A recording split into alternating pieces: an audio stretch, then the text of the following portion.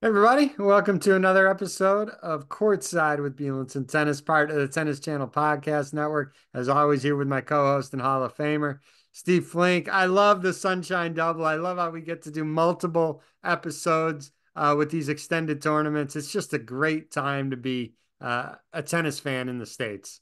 Yeah, it is, David. And not to put a damper on this, but the Sunshine Double could have used a little more sunshine this year at both events because they've been so unlucky with the amount of rain. And even today, a lot of spitting. Even when there's been no rain in the forecast in Florida, they've been having these little delays, little cloud bursts. But, we're coming down the home stretch and it's looking like a great finish for Miami. Well, let's timestamp it then. We're Monday night around 8:30 p.m. Eastern time. Carlos Alcaraz just beat Gael Monfils.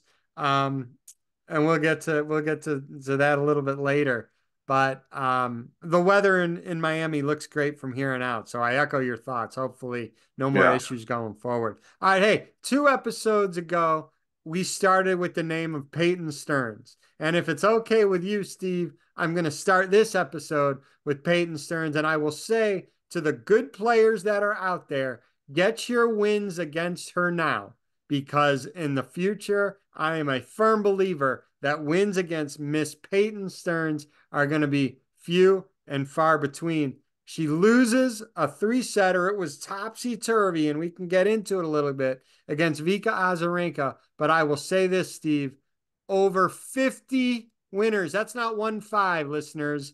That's 5-0. Over 50 winners from Peyton in that match, Steve. Well, obviously, and most of them off her explosive forehand. And I'm just amazed the number of times she can seemingly be leaning back and in a position where she could barely get the ball back into play, you would think. And then she'll hit an inside in forehand winner like it's second nature. So it happens too frequently for that to be an accident. And look, that match with Azarenka, we saw the thriller against Sabalenka in Indian Wells when she had triple match point and then a fourth match point to follow. Finally lost that one. Here came all the way to 4-all in the third against Azarenka. Marathon 5 or 6 deuce game. Lots of chances to hold. If she'd hold there, if she had held, I think probably she would have completed the victory. But Vika's experience got her through that match by the skin of her teeth. Yeah. So it was another gallant effort in defeat from Stearns, and not one again to discourage her, because these hard fought, close skirmishes that she's been involved in lately, they'll start going her way inevitably, and she's not afraid to lose, and that's a rare quality in a player of her inexperience. Oh, you nailed it. She is not afraid to lose. She's not afraid of the big moment. She actually loves the big moment. These are all learning lessons. These are a lot of firsts that are still coming for her. And like you said, the more time she gets these experiences, they're just going to continue to get her better, and they're going to start flipping her way. Now, the one thing that we need to be careful for, and it doesn't just apply to Peyton, it applies to everyone, is health, because you saw her kind of shaking her arm out there at the end of the match. I didn't know if it was cramping. She withdrew from the doubles because of shoulder. So again, 50 winners off the forehand wing. Your arm's going to get a little tired, but the most important thing for her right now is to stay healthy and continue to absorb all these firsts that are coming her way. And gosh, she just has some innate abilities that I see that you don't see in a lot of players, and I cannot wait to see her in the future. No, listen, and she I would say she scared the daylights out of both Sabalenka and Azarenka, who were kind of relieved in the end that they were able to gain those victories. And that's how good Stearns was on both occasions. So she comes from the slow hard courts of California to much quicker courts here, and looked equally good at both tournaments. Another feel good story, Simona Halep. She played her first round match against Paula Badosa. Halep comes out firing up 6-1. She eventually loses in 3 sets. She had some arm stuff going on too. But it was just so good to see her back on court, Steve. It was just a couple of comments about that. Yes, she was ailing. You could see she needed the trainer. You could see how delighted though she was to be back competing on that level again, and not distressed by her loss, and got a lot of support. I just want to make one editorial comment while we're here. This afterwards, Carolyn Wozniacki surprisingly came out, David, and said, and she's entitled to her opinion. I have great respect for Wozniacki, but she felt that given what had happened to Simona with her suspension, that she didn't deserve a wild card. And I really vehemently disagree with that, because to me, the ruling was that it was inadvertent. And that's why they shortened the suspension and didn't give her the 4 years. So, yes, she made a mistake in the sense of not being careful enough about her team giving her something that she shouldn't have taken. However, the ruling was very clear that this was not intentional, and therefore they were going to reduce it to 9 months, and therefore she was eligible to come back. So to me, James Blake had every reason to say to Simona, come on, come to Miami. We'd love to have you. I was a bit surprised by Carol, and it was sort of a lack of generosity of spirit, I felt, from a fellow competitor. And she did make it clear that she didn't mean it personally towards Simona. She just thought anybody in that position should not get the wild card. But I must say, I'm not in accord on that one. I think the fans were happy to see Halep. They're very supportive. And Halep handled the criticism with a lot of dignity and said, well, listen, that's okay. I feel like I've gotten a lot of support from others, so I'll take the support that I can get, and didn't get into sort of a war of words, which is wise. But Wozniacki's stance did surprise me. Yeah, no, your view, certainly no disagreement with me. It was a little surprising to hear that, but hopefully we could just move on and Simona can play consistently, be healthy, and perform on the court, which she should be rightfully doing at this point. Well, you know what, David? She looked very close to her old self. I was very pleased to see her hitting the ball that well. Naturally, you need the match play. She doesn't have it yet. She'll get it. And Badosa played very well, and so no disgrace for Simona, and on the right track for sure. Well, you said, about how well Halep played. James Blake did some due diligence. He wasn't going to give her a wild card for her to just get killed. And you heard him talk about this on the Andy Roddick pod. Yeah, He talked to Darren Cahill and some others and made sure that she was training right. hard and she was ready to perform at this level, and she certainly was.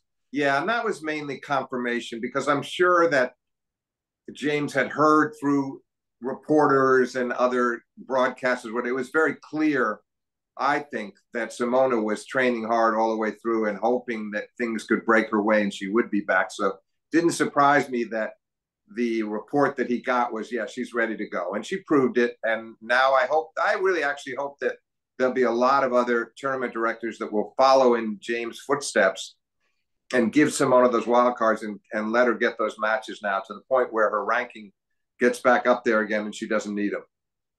Yeah, so the winner of that match, Steve, played Arena Sabalenka, and we're not going to get into the details of what really happened with Arena Sabalenka's. It was told ex-boyfriend now, but he passed away right before the tournament started. We didn't know how Sabalenka was going to react in that match against Badosa. They're friends, supposedly. You saw a nice moment at the end of that match. Sabalenka did beat Badosa. Sabalenka then lost the next match. Again, not surprising. I can't even imagine what she's going with, what she's dealing with her emotions and whatnot. Again, I want to try to tread carefully, not to go too deep into this because I'm not close to it, and I don't think you're very close to the situation either, Steve. No. But look, that match was played in great spirit, and it's clear they are close. And Badosa seems to be well liked by a lot of other players. By the way, I find that interesting. I mean, it seems to be a widespread feeling that her congeniality, her humanity, whatever you want to call it, that the other players like her. As for Sabalenka, she'll recover. She'll get her emotional equilibrium back again. But she comported herself quite well, and it did catch up to her in the next round. But so be it. When she gets back out onto the clay, where she's always played very well, I think that she will have had time to heal, and we'll start seeing her best tennis again, especially as we get close to Roland Garros. Yeah, let's hope so. And I think all tennis fans are behind her, and hopefully she can deal with what she needs to deal with peacefully, and hopefully she can get through it okay. Because again, I can't imagine, none of us can imagine what she's going through. So we wish you well. Um, and yeah, hopefully she can just deal with a horrible situation, horrible situation. Um, Okay, let's flip it over to the men's side. Andy Murray. Um, gosh, every match he plays, Steve, every match Andy plays is like it could be 7-6 in the third. It could be over 3 hours. He beats Matteo Berrettini. Matteo wasn't right. He almost fainted like during that match. That was a little odd. Andy follows that up. He beats Echeverry. Then he loses a heartbreaker, 7-6 in the third. I think he was up in that breaker too, He was early up on. five. He was up 5-3, so 2 points away. 5-3 in the breaker. The news just came out that he had pretty significant injury on his ankle, and he's going to be out for quite a while now. As you and I were just chatting before we hit the record button, we're hoping he's ready for the grass season or Wimbledon at least, right? Absolutely. I mean, what's unfortunate is you have the feeling the way he's been talking recently that his hope is to end his career possibly at Wimbledon. Certainly giving hints of that.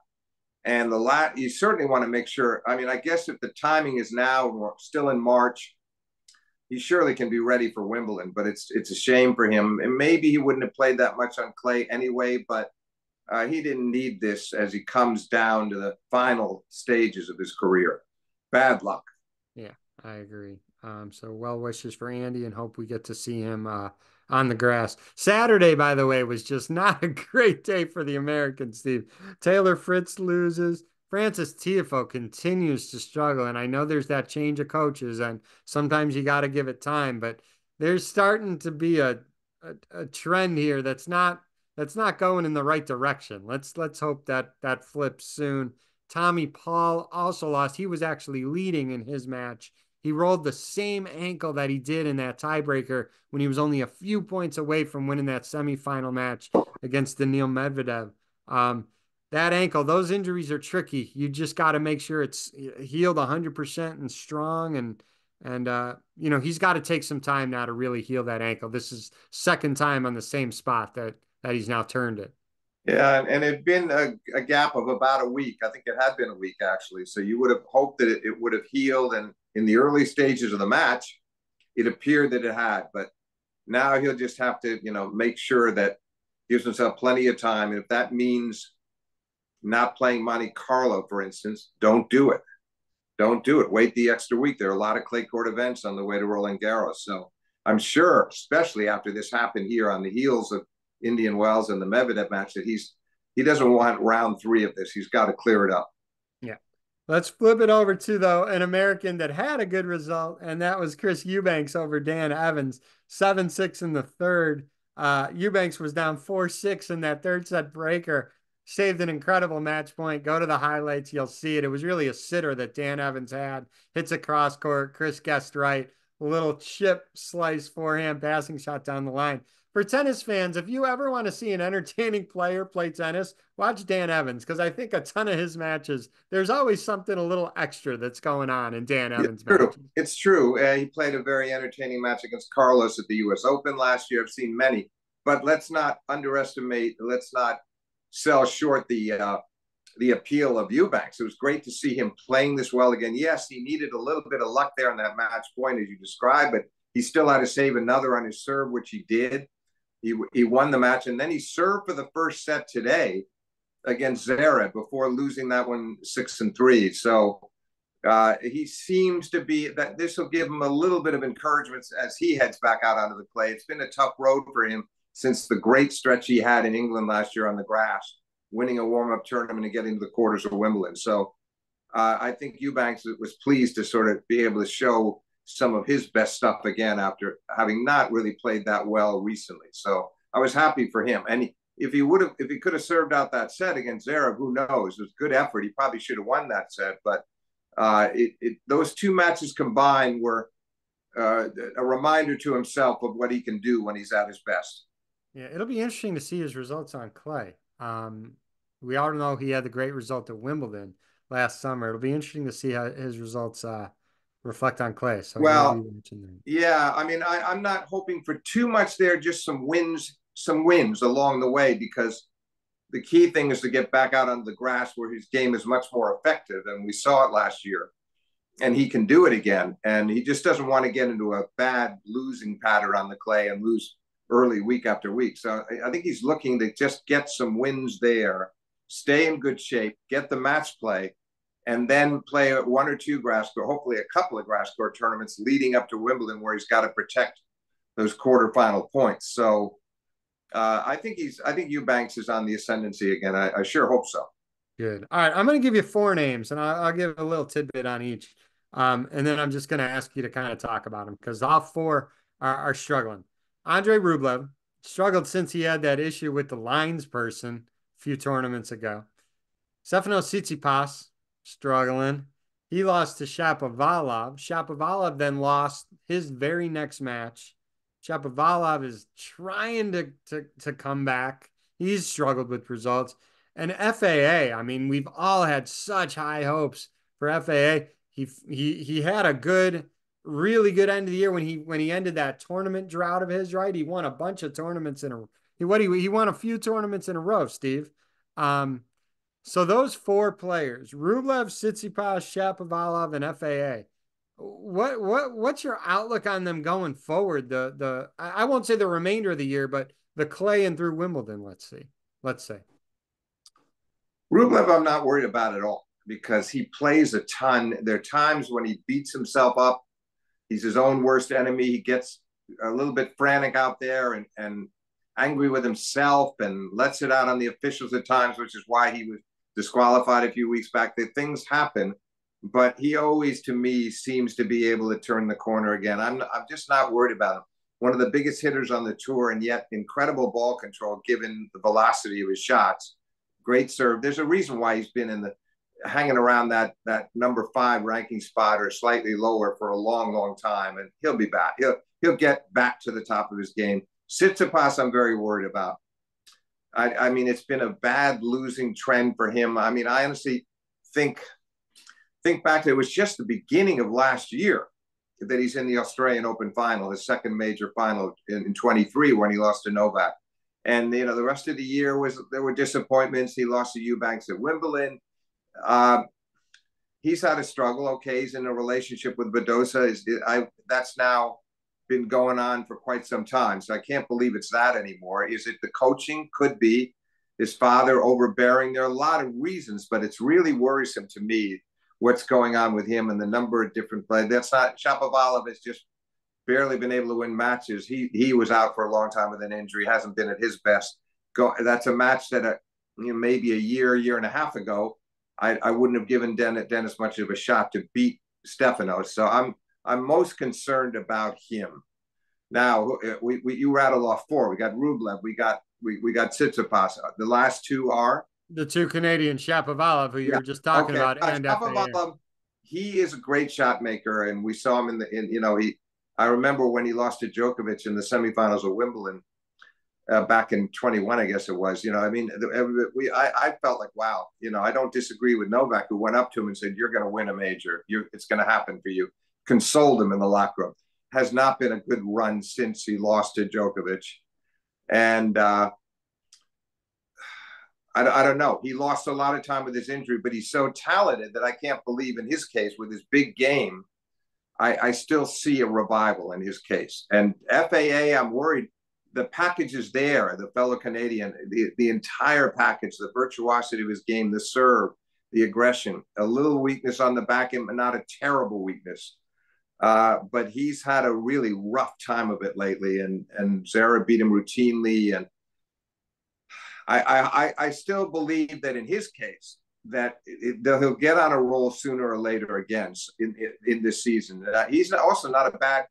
He's surprisingly good on clay. People forget that a couple of years ago when Rafa won his last French, one of his toughest matches, or actually toughest completed match, was a 5-setter with Felix.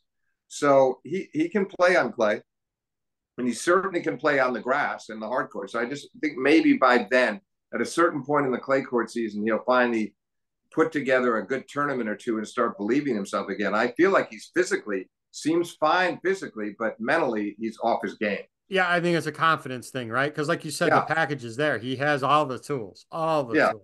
And last year, I think he was hurt a lot, but I honestly don't think that's the case right now. But you can see there, when he's playing well, there's a lot of kind of quiet emotion, if I can put it that way. Not excessive, but fist pumping and looking over at his team, and you can sense, that he exudes a lot of confidence and self conviction that is totally missing at the moment. He'll be back. The Some guess the fun one that worries me the women's most matches. Oh, go the ahead. one that worries me the most, David, is Tsitsipas. I'm not saying this is permanent, but I look at the way guys are exploiting his one-handed backhand now, and he doesn't seem to be serving quite as well. And he's in the doldrums. We know how gifted he is. He's had too many great years since 2018, really 18 through 23, of a lot of great years. But I'm concerned that I'm a little concerned that his very best he may have left behind him already with the two major finals. He's not going to stop competing and hang around somewhere between 10 and 20. But are we going to see him back bidding for a place in the top five again? I have my doubts. Yeah, we'll see. We shall see. All right, like I was saying, there's some fun women's matches that have been going on, especially in the last couple of rounds. Garcia and Osaka, it seems like they play all the time now. They played 3 times since the start of the year. Garcia beats Osaka in a close match. Um, Today, she's now what, 2-1 against her on the 3 times they've met so far this year. She then followed that up, beating Coco earlier today in 3 sets, 6-3, 1-6, 6-2. That match to me is kind of pick 'em.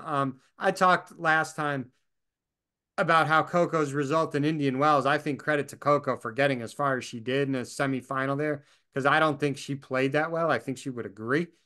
Credit to her game and taking on the personality of our coach of winning some of those matches ugly. But against Garcia, to me, it was kind of like a pick 'em match. It's not surprising. Well, Um, so the result kind of bears out what you said: 6-3, 1-6, 6-2, topsy turvy confrontation. Coco got down a break early in the third and couldn't recover. But I do want to go back to Naomi for a second. Naomi was playing well. It seemed to be getting better tournament by tournament. Had a tough loss to Mertens in Indian Wells, and then here she had a really nice performance against Svitolina on Saturday. Beat her in straight. Should have been a bit easier because she served for the match at 5-3 or 5-4 second set. Didn't close it, but got it done in the breaker. And then she was up, having lost a tie break in that first set against Garcia. She had a 4-2 lead in the second and then won only one more game. And you could see she was a little disappointed in herself because, as you and I were discussing prior to the podcast, in the second tournament in a row, she was going to potentially earn a meeting with Coco and renew what was a kind of a nice rivalry there for a while before Naomi left and had her baby in return. So I feel like that was too bad because, frankly, I think in either case, either Indian Wells or here, that Osaka would have had quite a good chance to beat Gauff. And she denied herself that opportunity. That's what I think frustrated her. She wants to get on a slightly better roll, but still, the Svitolina win was a good one. It wasn't a terrible performance to lose 6-5 to yesterday. So I feel like she's still getting there. It's just that had she won that match, I wouldn't have been surprised to see her at least in the semis here in Miami and maybe playing Iga. It didn't happen, but now she'll have to go out onto the clay, which has not been a pleasant surface for her to play on up until now. But Naomi overall, I really like the way she's comporting herself. Overall, she's really enjoying it out there. Got a little frustrated in the second set in this latest loss, but overall, she looks fit. She looks happy. She's playing well. Some tremendous forehand winners in the win over Svitolina on the dead run. So I feel like she's coming around, and she believes she'll get back to that top, which you and I were discussing in one of the last podcasts. It'll happen over the summer for sure. That's what I was gonna say. Yeah, well, her opponents are gonna have to deal with her over the summer in the hard court season. Yeah, they will, and maybe even at Wimbledon. I believe she's due to make a breakthrough on the grass with that good a serve. I think she can adjust on the grass, and if she can maybe shorten her backswing a bit on the returns and get a few more back into play. That's always a key on the grass, but she serves so well. And I could see her starting something there, but continuing it in a very big way across the summer on the hard, to the point where at the U.S. Open, if she can have some some good runs, semis, finals over the summer leading up to Flushing Meadows, then she's a genuine threat at the U.S. Open. Correct. Another entertaining, fun match, head to head. Rybakina versus Madison Keys. Rybakina won 6-3, 7-5. It's interesting. Rybakina got sick in Indian Wells, and she said for 8 days it like knocked her out, Steve. Like she didn't eat, she couldn't train, she couldn't really do anything. It was good to see her beat. I mean, it was a good result for her to beat Madison Keys. Madison is always tough to play because Maddie could hit you off the court like she does with anybody. You remember that U.S. Open match with Sabalenka. Oh yeah, Sometimes Maddie gets inconsistent, but yeah. again, beating Madison Keys, good win for her. And then entertaining match going on right now. It's in the early stages. Emma Navarro versus Jessie Pegula. Um, that should be a good one. Where Carlos Alcaraz just beat Gael Monfils, as we said in the intro, and also right now, and I'm not sure if they split yet. Ben Shelton versus Musetti. Musetti won the first set. Ben was up a break in the second. So And now they're on serve. It's 5-all deuce on Shelton's serve. So okay, so Musetti broke back. yeah, Okay. he did. It's a hard fought second set there. The reward is to play Carlos, if you can call it a reward. But Ben would like to get a second crack at Carlos. He loves playing. He has a very good attitude, very positive attitude, and in his mind, I think his attitude is, look, I really do have nothing to lose when I play those guys, and I can scare them with my left-handed serve and my attitude and my aggression. So I think he'd really like to earn that appointment. But I think Carlos most likely. I like his chances against Musetti or Ben. Either way, he's playing well. A little bit of a lapse at the end of his Monfils match. He was up 6-2, 5-1, and lost 3 games in a row, but served it out very comfortably at love in the last game. The And crowd didn't mind it because those last few games were entertaining, so that was good. oh yeah, no, they were. It was nice, and Monfils hit a beautiful forehand winner and was to get back to make it, cut the gap to 5-4 and raise his arms to the crowd. He did his showman's routine, and they always appreciate that. And Carlos was not at the least bit offended, but Carlos also made it clear in the next game, this is over. You've had your comeback, but I'm going to seal this triumph right now, and he did. So it was nice. Yeah, it was nice that Monfils didn't have to go off the court a 2-1 loser and feel a bit humiliated. He made a go of it in the second, but never really felt like he was going to win it. But my point is that I think Carlos got such a boost out of winning Indian Wells. And, he'd been hearing all the talk. He'd been reading all the comments on social media.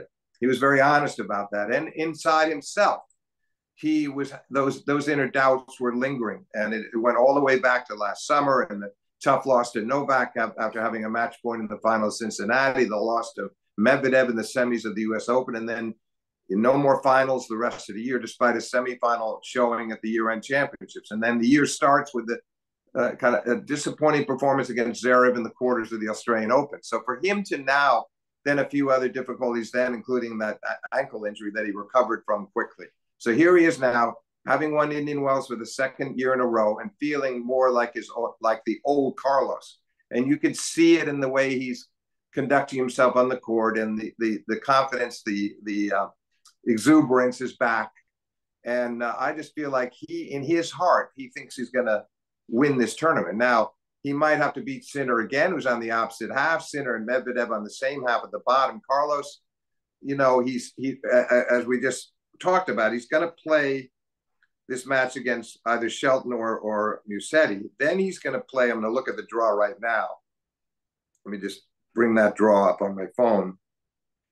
Yeah, so he's got the winner of that match, the Musetti match against Shelton. Then you have Dimitrov and Hurkacz are going to play, and the winner of that match will play probably Zverev, who plays Khachanov. So one of those guys, could be Hubie, could be Zverev, could be Dimitrov, would meet Carlos in the semis. But I have to say, I really like his chances to win the tournament, period, but especially to get to the final, and then we'll see. I'm hoping maybe we get the rematch with Jannik, who's got a nice clear path, by the way, David. Even though he had a tough three setter, Greek Sport gave him a hard time. Sinner, it was Greek Sport won the first set 7-5 and took Sinner to 7-5 in the second set before Sinner ran away with the third.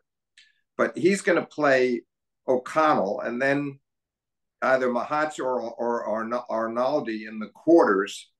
It's hard to see that Sinner is not out to a semi and probably playing Medvedev, who plays Kepfer to play the winner. Medvedev would then play the winner of Ruud and Jerry. So looking to me like Carlos clear favorite on his half, although I guess of the guys that I mentioned on these faster hard courts, the guy that I think might give him the biggest scare would be Hurkacz with the serve. And Hurkacz on hard courts twice last summer gave tight three setters with Carlos, and especially the second one where he had a match point in Cincinnati. So you got that. And Sinner, to me, Sinner should come out to play Medvedev. And I still, Medvedev, I never sell him short, but I would like Jannik's chances again to repeat his Australian Open win and beat Medvedev for the fifth time in a row. So all things being equal, no injuries, no, freak occurrences, I like our chances of seeing Alcaraz and Sinner meet again, but this time in the final of Miami. And remember that last year when Alcaraz and Sinner played in both tournaments, Carlos got the better of Jannik in Indian Wells when he breezed to the title and beat him in straight. Tough first set, saved a set point, I believe, there. He did, and then won it in straight. But in Miami, Sinner turned the tables on Carlos and won in three. So maybe that pattern's repeated, maybe not. Obviously, Sinner would really like to avenge the loss to Carlos and India, but Carlos, somehow I feel like he might even be more confident this time, David, than he was a year ago when he actually did lose the rematch. That this time there's a sort of a sense of relief and exhilaration in the fact that he feels like he's playing his best tennis again. He's healthy, and then he sees Sinner play a match like the Greek Sport match, and Carlos is thinking, well, maybe he's struggling a bit, maybe he's not at his best. In any case, we could well get that matchup again here in Miami. I'd love to see it. Well, the next time we do this, we'll see if what you just said kind of developed, right? And we'll see if we get that rematch, like you said. And like we said, the weather looks good. There shouldn't be any interruptions with the rain. We got plenty of good tennis ahead. And the next time we talk, we're going to have champions on both the men's and the women's side, and we'll discuss all the ladder rounds that happened at the Miami Open and the conclusion of the Sunshine Double, which is always such a fun time for tennis fans globally and especially those in the States. Thanks for your time tonight, Steve. Thanks, David. Enjoyed it.